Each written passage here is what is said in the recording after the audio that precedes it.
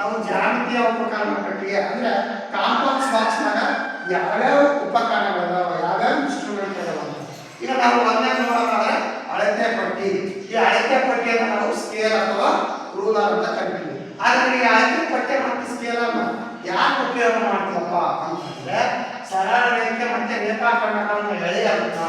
ಅಂದ್ರೆ ಈಗ ಒಂದು ರೇಖಾಖಂಡ ಎಳೆಯಬೇಕಪ್ಪ ಅಂತಂದ್ರೆ ನಾವು ಅದನ್ನ ಯಾವುದನ್ನು ಉಪಯೋಗ ಮಾಡ್ತೀವಿ? ಸ್ಕೇಲ್. ಈ ಒಂದು ನನಗೆ ಸರಳ ರೇಖೆ ಸರಳ ರೇಖೆ ನೇರವಾಗಿರ್ತಕ್ಕಂಥ ಹೌದಾ. ಆಮೇಲೆ ರೇಖಾಖಂಡಗಳ ಉದ್ದ ಅಳೆಯೋದು. ಹಾಗಾದ್ರೆ ಎಷ್ಟು ಸೆಂಟಿಮೀಟರ್ ಇದೆ ಎಷ್ಟು ಉದ್ದ ಇರ್ತದೆ ಅಂತ ಅಳೆಯೋದಕ್ಕೆ ನಾವು ಯಾವ ಉಪಕರಣ ಉಪಯೋಗ ಮಾಡ್ತೀವಿ? ಸ್ಕೇಲ್ ಅನ್ನು ಉಪಕರಣ ಮಾಡ್ತೀವಿ. ಸ್ಕೇಲ್ ಅಂತಕ್ಕಂಥ ಉಪಕರಣವನ್ನು ಬಳಸ್ತೀವಿ. ಇದನ್ನ ಕನ್ನಡ ನಾವು ಅಳತೆ ಪಟ್ಟಿ ಅಂತ ಕರಿತೀವಿ. ಇನ್ನು ನೆಕ್ಸ್ಟ್ ವಿಭಾಜಕ. ವಿಭಾಜಕ ಇಂಗ್ಲಿಷ್ ಡಿವೈಡರ್ ಅಂತ ಕರಿತೀವಿ. ಈ ವಿಭಾಜಕದಿಂದ ನಾವೇನ್ ಮಾಡ್ತೀವಪ್ಪ ಅಂತಂದ್ರೆ ಈಗ ನಾವು ಈ ಸ್ಕೇಲಿನ ಇಟ್ಟಾಗ ಒಂದು ಸ್ವಲ್ಪ ತಪ್ಪಬಹುದು. ಆದ್ರೆ ಈ ವಿಭಾಜಕದಿಂದ ನಿರ್ದಿಷ್ಟವಾಗಿ ಒಂದು mm ಕೂಡ ರಾಂಗ್ ಆಗಬಾರ್ದು ಅಂತಂದ್ರೆ 1 ಮಿಲಿಮೀಟರ್ ಕೂಡ ರಾಂಗ್ ಆಗಬಾರ್ದು ಅಂದ್ರೆ ಇದನ್ನು ತಗೊಂಡು ಹೋಗ್ಬಿಟ್ಟು ನಾವು ನಿಖರವಾಗಿ ತಿಳಿತೀವಿ. ಒಂದು ರೇಖಾಖಂಡ ಅಥವಾ ಒಂದು ಲೈನ್ನ ನಿರ್ದಿಷ್ಟ ಉದ್ದವನ್ನು ಅಳೆಯಬೇಕಪ್ಪ ನಿಖರವಾಗಿ ಅಳೆಯಬೇಕಪ್ಪ ಅಂತಂದ್ರೆ ನಾವು ಅವಾಗ ಯಾವ ಉಪಕರಣ ಬಳಸ್ತೀವಿ? ವಿಭಾಜಕವನ್ನು ಬಳಸ್ತೀವಿ. ಪ್ರಶ್ನೆ ಹೊರಗೆ ಹೇಳ್ತಾನೆ ರೇಖಾಖಂಡದ ಉದ್ದವನ್ನು ನಿಖರವಾಗಿ ಅಳೆಯಲು ಯಾವ ಉಪಕರಣವನ್ನು ಬಳಸ್ತೀವಿ? ಆಪ್ಷನ್ ಎ ಅಳತೆ ಪಟ್ಟಿ, ಆಪ್ಷನ್ ಬಿ ಕೋನಮಾಪಕ, ಆಪ್ಷನ್ ಸಿ ಕೈವಾರ, ಆಪ್ಷನ್ ಡಿ ವಿಭಾಜಕ. ಈ ರೀತಿ ಇದು ಕನ್ಫ್ಯೂಸ್ ಆಗುತ್ತೆ. ಸರಳ ರೇಖಾಖಂಡ ರೇಖಾಖಂಡ ಇದು ಸುಮ್ಮನೆ ಅಳಿತು ಅಷ್ಟೇ. ಇದು ನಿರ್ದಿಷ್ಟವಾಗಿ ನಿಖರವಾಗಿ ಕರೆಕ್ಟಾಗಿ ಎಷ್ಟು mm ಆಯ್ತು ಅಂತೇಳಿ ತಿಳ್ಕೊಬೇಕಂತಂದ್ರೆ ಯಾವ ಉಪಕರಣ ಬಳಸ್ತೀವಿ ನಾವು ಅದನ್ನ ಕಾಂಪಸ್ ಅಂತಂದ್ರೆ ಕೈವಾರ. ಈ ಕೈವಾರವನ್ನು ಯಾಕೆ ಉಪಯೋಗ ಮಾಡ್ತೀವಪ್ಪ ಅಂತಂದ್ರೆ ನಾವು ವೃತ್ತವನ್ನು ರಚಿಸಲಿಕ್ಕೆ ಈ ಕೈವಾರವನ್ನು ಏನು ಮಾಡ್ತೀವಿ ನಾವು ಉಪಯೋಗ ಮಾಡ್ತೀವಿ. ಈಗ ನೀಡಿದ ತ್ರಿಜ್ಯ ವೃತ್ತ ರಚಿಸಲು ಯಾವ ಉಪಕರಣವನ್ನು ಬಳಸುತ್ತೇವೆ? ಯಾವ?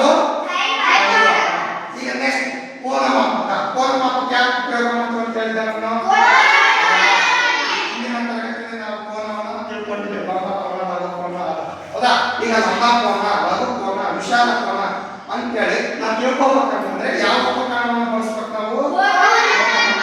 ಇಂಗ್ಲಿಷ್ ನಾವು ಪ್ರೊಟ್ರಾಕ್ಟರ್ ಅಂತ ಹೇಳ್ಬಿಟ್ಟು ಕರೀತೀವಿ. ಹೌದಾ. ಸೊ ಈ ಒಂದು ಉಪಕರಣದಿಂದ ನಾವು ಏನ್ ಮಾಡ್ಬೋದು? ಕೋನವನ್ನ ಅಳೆಯಬಹುದು.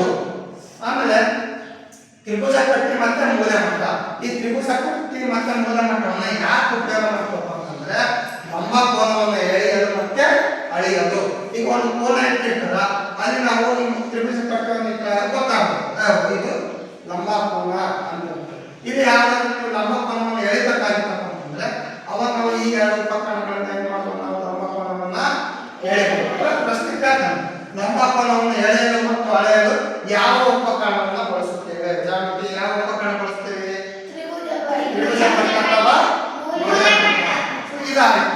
ಇವು ನಮ್ಮ ಒಂದು ಜಾಮಿತಿಯ ಉಪಕರಣ ಪಟ್ಟಿಯಲ್ಲಿ ಇರ್ತಕ್ಕಂಥ ಉಪಕರಣಗಳು. ಅರ್ಥ ಆಗ್ತಿದೆನಾ? ಇಷ್ಟು ಸಾಮಾನ್ಯ ನಮ್ಮ ಒಂದು ಕಾಂಪಾಕ್ಸ್ ಅಲ್ಲಿ ಅಥವಾ ಜಾಮಿತಿ ಜಿಯೋಮೆಟ್ರಿಕಲ್ ಇನ್ಸ್ಟ್ರೂಮೆಂಟ್ ಅಂತ ಕರಿತೀವಿ. ಅದರಲ್ಲಿ ಇರ್ತಕ್ಕಂಥ ಒಂದು ಉಪಕರಣಗಳು. ಈಗ ಈ ಒಂದು ಉಪಕರಣಗಳಲ್ಲಿ ಯಾವುದಾದ್ರೂ ಒಂದು ಉಪಕರಣವನ್ನ ಮೊರಾರ್ಜಿ, ಆದರ್ಶ ಬೇರೆ ಬೇರೆ ಎಕ್ಸಾಮ್ನಲ್ಲಿ ಕೇಳ್ತಾರೆ ಅವುಗಳ ಉಪಯೋಗವೇನು ಅಂತ. ಸೊ ನೀವು ಅವನ್ನ ಮರೆಯಬಾರದು. ಇದನ್ನ ನೆಕ್ಸ್ಟ್ ಇದು ನಾವು ವೃತ್ತ ಅನ್ನತಕ್ಕಂಥ ಉಪಕರಣವನ್ನ ನೋಡೋಣ. ಈಗ ಏನಪ್ಪ ವೃತ್ತ ಅಂದ್ರೆ ನೀವೆಲ್ಲ ಹಾಕಿರ್ತೀವಿ. ನೀವೆಲ್ಲ ವೃತ್ತ ಯಾವ್ದನ್ನ ಹಾಕ್ತೀರಿ? ಈಗ ಒಂದು ಬಳೆಯಿಂದ ವೃತ್ತವನ್ನ ಹಾಕ್ಬಿಡ್ತೀವಿ, ಬಳೆ ಹಾಕ್ತೀವಿ, ಅಥವಾ ಒಂದು ಗ್ಲಾಸ್ ವೃತ್ತವನ್ನ ಹಾಕ್ತೀವಿ. ಹೌದಾ. ಅಲ್ಲಿ ನಮ್ಗೆ ಸರಿಯಾದ ಒಂದು ಅಂದಾಜು ಸಿಗಲ್ಲ. ಹೌದಾ. ಸೊ ನಾವು ಈಗ ಅದನ್ನು ಕರೆಕ್ಟ್ ಆಗಿ ಇದೇ ಒಂದು ಮೆಜರ್ಮೆಂಟ್ ಇಂದ ಉತ್ತರ ರಚಿಸಬೇಕಪ್ಪ ಅಂತಂದ್ರೆ ನಮ್ಗೆ ಏನ್ ಬೇಕಪ್ಪ ಅಂತಂದ್ರೆ ತ್ರಿಜ್ಯ ಬೇಕು. ಹೌದಾ. ಈಗ ನಾವು ತ್ರಿಜ್ಯ ನೋಡಿದ ತ್ರಿಜ್ಯ ನೀಡಿದ ತ್ರಿಜ್ಯವನ್ನ ರಚಿಸೋದಕ್ಕೆ ಏನ್ ಬೇಕು? ನಮಗೆ ಕೈವಾರ.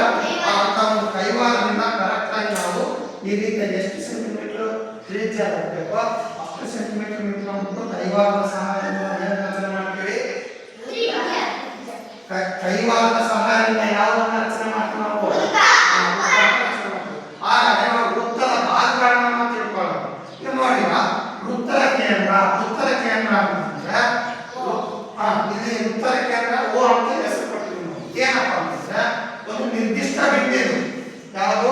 ಓ ವೃತ್ತದ ಕೇಂದ್ರ ಅಂತಕ್ಕಂಥದ್ದು ನಿರ್ದಿಷ್ಟ ಬಿಂದು. ಈ ನಿರ್ದಿಷ್ಟ ಬಿಂದುವಿನಿಂದ ಪರಿಧಿಗಿರ್ತಕ್ಕಂಥ ದೂರವನ್ನು ನಾವು ಏನಂತ ಕರಿತೀವಿ? ತ್ರಿಜ್ಯ ಅಂತ ಕರಿತೀವಿ. ಇಲ್ಲಿ ನಾವು ಇದಕ್ಕೊಂದು ಹೆಸರು ಕೊಡ್ತೀವಿ. ತ್ರಿಜ್ಯ ಅಂದ್ರೇನು? ತ್ರಿಜ್ಯ ವೃತ್ತ ಕೇಂದ್ರದಿಂದ ಹಿಡಿದು ಪರಿಧಿಗೆ ಇರ್ತಕ್ಕಂಥ ದೂರ. OA ತ್ರಿಜ್ಯ ಯಾವುದಿದೆ? OA. ಆಮೇಲೆ ವ್ಯಾಸ ಅಂತಂದ್ರೆ ವೃತ್ತ ಕೇಂದ್ರದ ಮೂಲಕ ಹಾದು ಹೋಗಿರ್ತಕ್ಕಂಥ ಪರಿಧಿಯನ್ನು ಸೇರ್ತಕ್ಕಂಥ ಎರಡು ರೇಖೆಗಳು ನೇರವಾಗಿರ್ತವೆ. ಇದನ್ನ ನಾವೇನಂತ ಕರಿತೀವಿ? ವ್ಯಾಸ. ನೋಡಿ, ವ್ಯಾಸ ಯಾವಾಗಲೂ ತ್ರಿಜ್ಯದ ಎಷ್ಟರಷ್ಟಿರ್ತದೆ? ಇದು ತ್ರಿಜ್ಯ. ಈ ತ್ರಿಜ್ಯ ಎರಡು ಸೇರಿದಾಗ ಅದೇನಾಗುತ್ತದು? ವ್ಯಾಸ ಆಗುತ್ತೆ. ಅರ್ಥ ಆಗ್ತದಾ? ಈಗ ನೋಡಿ, ಇವಾಗ ಇಲ್ಲಿ ಬಿ ಅಂತ ಇದು ಬಿ ಪಡೆದು ಇವಾಗ ನಾವು ಒಂದು ಲೈನ್ ಅಂತ ಹೇಳಿದ್ವಿ ಪಿ ಮತ್ತು ಕ್ಯೂ. ಇವಾಗ ಇದನ್ನ ವ್ಯಾಸ ಅನ್ಬೋದ? ಪಿ ಮತ್ತು ಕ್ಯೂ ಹೌದಾ? ಯಾಕಂದ್ರೆ ವೃತ್ತ ಕೇಂದ್ರದ ಮೂಲಕ ಎರಡು ಪರಿಧಿಯನ್ನ ಎರಡು ರೇಖೆಗಳು ಸೇರಲ್ಲ. ಇದನ್ನ ನಾವೇನಂತ ಕರಿಬಹುದು? ನಾವು ಅಂದ್ರೆ ವ್ಯಾಸ ಅಂದ್ರೆ ತ್ರಿಜ್ಯದ ಎರಡರಷ್ಟು ಇರ್ತದೆ. ಆ ಹೊರ ಪ್ರಶ್ನೆ ಕೇಳಬಹುದು. ವ್ಯಾಸದ ಎರಡರಷ್ಟಿರುವ ವೃತ್ತ ಯಾವ ಭಾಗವನ್ನು ಏನಂತ ಕರೀತೇವೆ? ಆಪ್ಷನ್ ಎ ಕಂಸ, ಆಪ್ಷನ್ ಬಿ ಪರದೆ, ಆಪ್ಷನ್ ಸಿ ವೃತ್ತ ಕೇಂದ್ರ, ಆಪ್ಷನ್ ಡಿ ವ್ಯಾಸ. ವ್ಯಾಸ ಅಂದ್ರೆ ಎರಡರಷ್ಟಿರುತ್ತೆ. ಯಾವ್ದು ಎರಡರಷ್ಟಿರ್ತದೆ? ಹೌದಾ? ಇದನ್ನ ನಾವೇನು ಕರಿತೀವಿ? ಪರದೆ ಅಂತ. ಹೌದಾ? ಇದನ್ನ ನಾವು ಪರದೆ ಅಂತ ಕರೆ. ಕಂಸ ಅಂದ್ರೆ ಬಿ ಮತ್ತು ಸಿ ಏನಾಗ್ತದೆ? ಕಂಸ ಆಗ್ತದೆ. ಅರ್ಥ ಆಗ್ತಿದೆನಾ? ಯಾವ್ದಾದ್ರು ಒಂದು ವೃತ್ತದಲ್ಲಿ ಎರಡು ಬಿಂದುಗಳು ಸೇರಿಬಿಟ್ಟಾಗ ವೃತ್ತದ ಒಳಗೆ ಎರಡು ಬಿಂದುಗಳು ಸೇರಿಬಿಟ್ಟಾಗ ನಾವೇನು ಕರಿತೀವಿ? ಕಂಸ ಅಂತ ಕರಿತೀವಿ. ಅರ್ಥ ಆಗ್ತಿದೆನಾ? ನೆಕ್ಸ್ಟ್ ಕ್ಲಾಸ್ ಕಂಟಿನ್ಯೂ ಮಾಡ್ತೀವಿ. ಬರ್ಬೋದು.